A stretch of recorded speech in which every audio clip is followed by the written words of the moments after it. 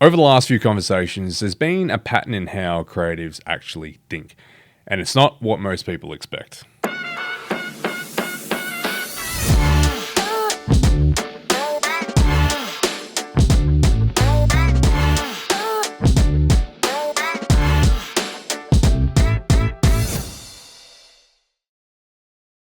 We often think that the creative mindset it's a disposition that only some have, but we all already have it. Part of it is innate, but it got overridden.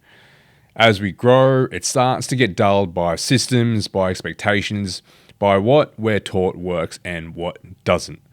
And over time, this begins to narrow how we see things. But it can also be reshaped through the ideas we engage with and the way we choose to think. So across these conversations, different ways of thinking starts to come through and they all shape how the creative mindset forms. So in this episode of The Creative Brief, I'll pull those out and break down how they can actually be applied. I'll link the full conversations in the description if you want to go deeper, and make sure to subscribe to stay across future conversations to sharpen your creative thinking. Now the first thing here is creative obligation. Jack Fran spoke about creativity as a kind of duty and awareness that you're part of something bigger than yourself. We exist within culture. We're shaped by what we see, what we hear, and what we engage with. And in the same way, we shape it through what we make and what we choose to put forward. This places a level of responsibility on the work because the contribution is already happening, so the only variable is our intention. And with that awareness, you become more deliberate in how you show up through your work. For me, that's something I've been thinking about a lot with Future History. The conversations, the content, the work around and behind it, none of it sits in isolation.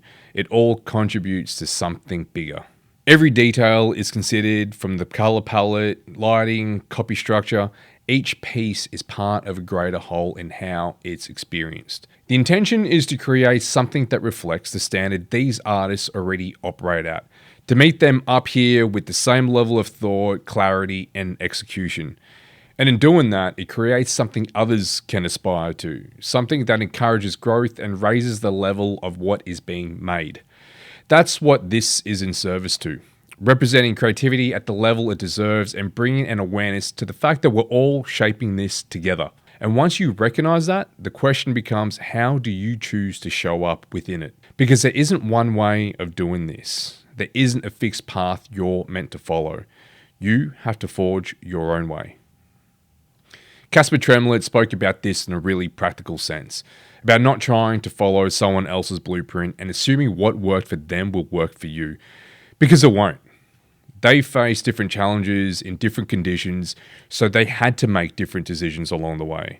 Entrepreneur Andrew Wilkinson tweeted, "Here's the numbers I used to win the lottery." To highlight, that is what founder advice ends up sounding like. It's someone breaking down what worked for them after the fact. So you have to figure it out for yourself. One decision at a time, each one determining what comes next. With Future History, there isn't a blueprint for this. It was about leaning into both my strengths and shortcomings. My background in design shapes the visual identity, and my curiosity drives the conversation. And the things I used to avoid became the things I had to step into. I used to wait for opportunities to come, which meant I was at the mercy of whatever showed up. And being risk adverse, it didn't occur to me that those who took agency and control of their pursuits were the ones creating the opportunities they stepped into. So with Future History, I wanted it to be an example that I needed, and I took ownership of it. It became about forging my own way while creating the space for you to interpret the ideas. I wanted to invite exploration. This was foundational in Pank's philosophy, not just for the viewer, but also himself. He used the process of making to work through the ideas, building and layering the pieces as a way of figuring it all out. Each element is built off what came before it, and then that shapes what comes next. So the piece isn't fully defined from the start, it develops as it's being worked through, because the act of making is what gives him clarity and creates the point of connection with the viewer. They're not just seeing a finished piece, they're seeing the thinking behind it and the process that brought it all together. And the longer they sit with it, the more they find. And that's exactly what is happening right now. I've taken the ideas from these conversations and applied them to shape what future history becomes.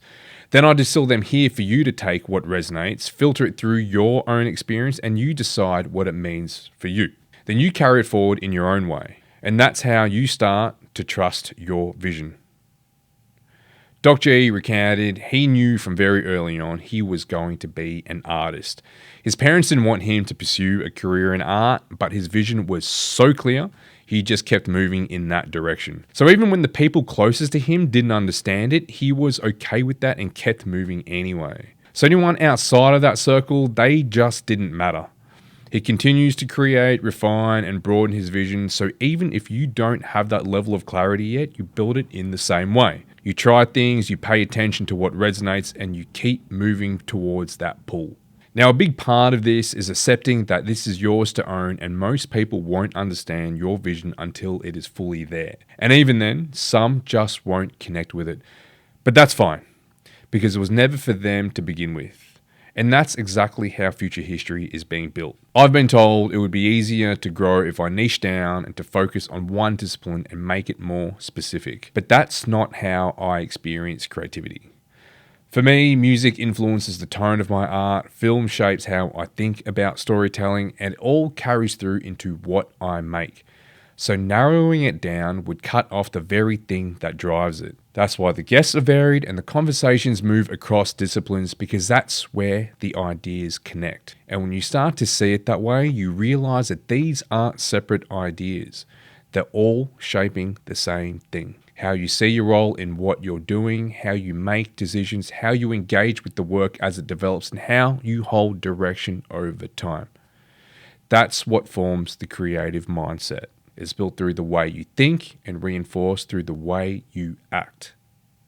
From here, it's yours to shape. So if you're in the middle of your own creative pursuit, I'm always keen to hear about it. So reach out or drop a comment. This is Future History.